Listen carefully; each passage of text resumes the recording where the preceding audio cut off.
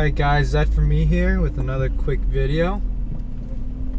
Today I'm going to talk about why I ended up with a BMW Z4. It's not the first choice for a lot of car enthusiasts, but I'm going to explain why I ended up picking up one over the Honda S2000 as well as the Mazda Miata MX-5. So a lot of people, when they're looking for a small two-seater roadster, they're usually looking at the Honda S2000 or the Mazda Miata. And I've got to say, most people don't even know about the BMW Z4. That being said, there's also the older generation of the Z4, known as the Z3. Some other two-seaters that people might be looking at are like the Porsche Boxster, which is definitely the most expensive of these small two-seaters. So for me, budget was a big deal, and most people might be like, well, why did you end up with a BMW Z4 if budget was a big deal for you? Well, I'm gonna get into that in a little bit, but first of all, I knew that I wanted a small two-seater because it's a car that I probably wouldn't be able to own later down in life after having a family and kids. So this was kind of like the perfect time for that. I had just graduated college. I'd gotten a good job for years, saved up a bit of money, and it seemed like it was the right time to buy one of these to enjoy.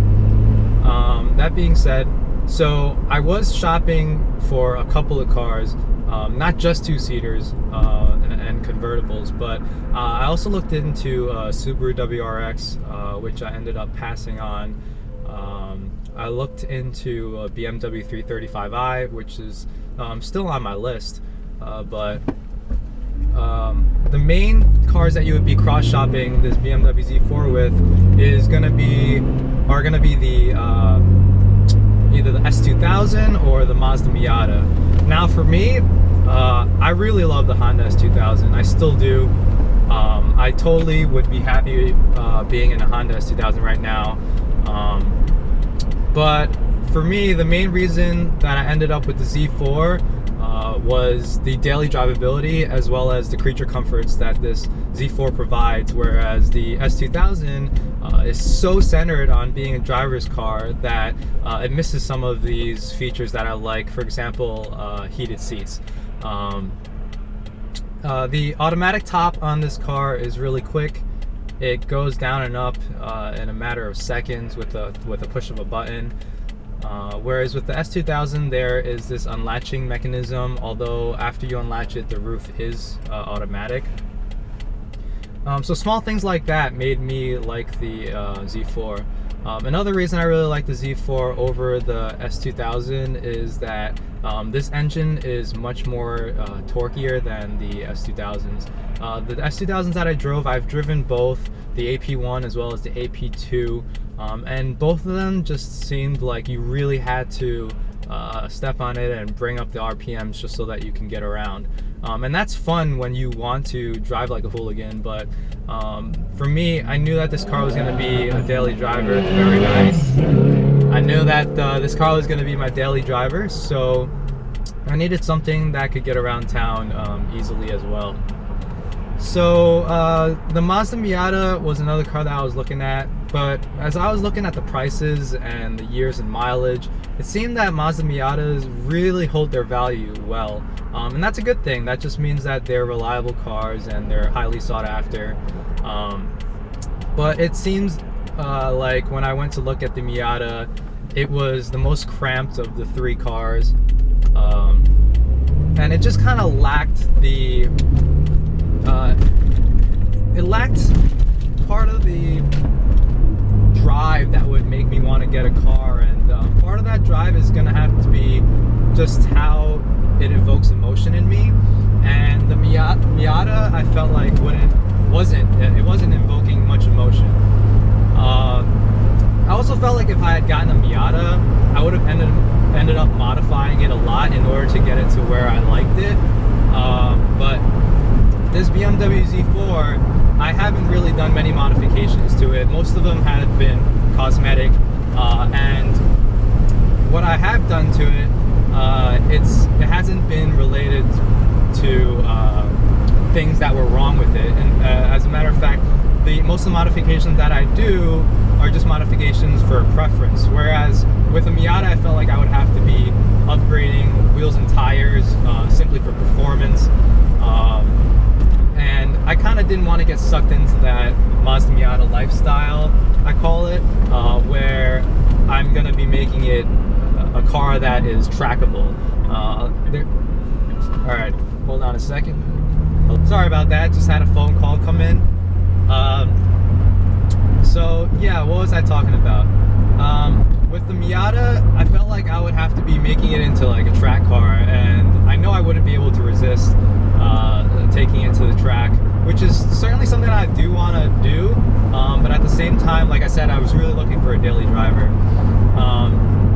Okay, so this BMW Z4, I ended up getting it really by chance. I've been looking through Craigslist for cars, and the BMW Z4 came up on Craigslist for $10,000, and that's a 2003 with 90,000 miles, BMW Z4 3.0. So I went to check it out. It was kind of close to my home. Went to look at it, and to be honest, after the first visit, I really didn't think I would be purchasing the car. There were things wrong with it that seemed like it would rack up and cost a lot of money. And we all know that BMWs are notorious for essentially emptying your wallet with maintenance. And so I talked to the seller. I had gotten the price down to about $9,000 from him, and still my heart just wasn't set in the Z4. For example, some of the things that needed fixing on it, it needed new tires. The convertible top wasn't working, and it just seemed like it was neglected by the owner. So knowing myself and how when I saw the car, I really did like it. I like the styling. The styling of this car is definitely polarizing in the sense that you either like it or you don't. There are certain angles to this car that I really love, and there are other angles to this car that I certainly don't prefer. For example, the front of the car, to me, looks like a clown shoe. So if you look at it at the right angle, and especially with like a wide angle lens, it really makes the front look huge. But that's also one of the things that I like about it, a long scooping hood where I'm sitting essentially on the back wheels.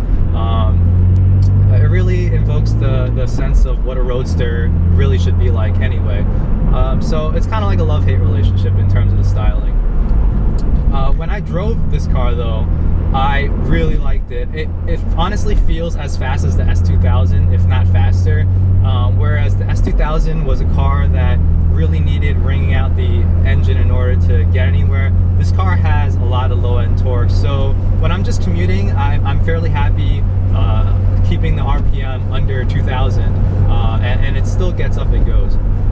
Whereas, you know, when I do want to play in this car, it has enough power for me. That was another reason why the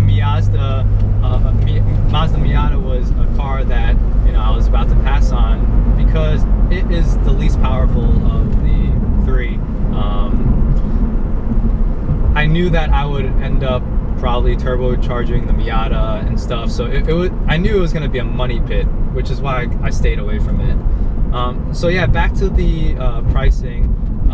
Eventually I talked down the price to a very good deal, a few grand less than $10,000.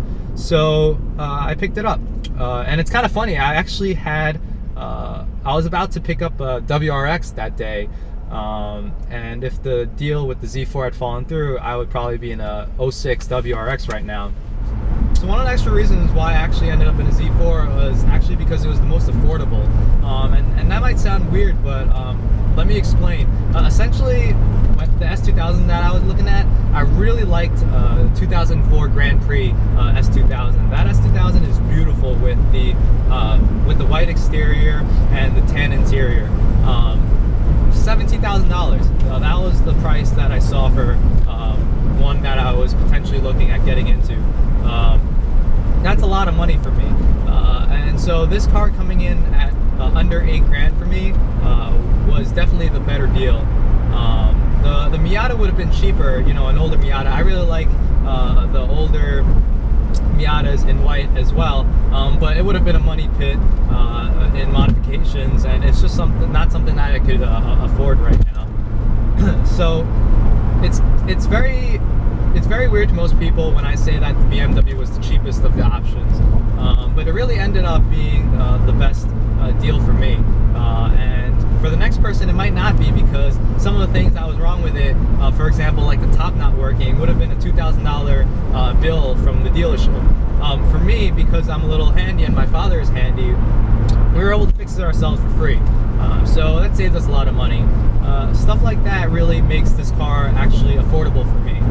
So I hope that kind of explained why I ended up in a Z4. It's a car I really love. I have a lot of videos that I plan on doing, including videos on how to downshift, heel towing. If there's any videos that you would like to see about this car, feel free to leave it in the comments below. I'll read every one of them and I'll take them into consideration. So thank you guys for watching. Please remember to like, comment, and subscribe, and I'll see you next time. Thanks, guys.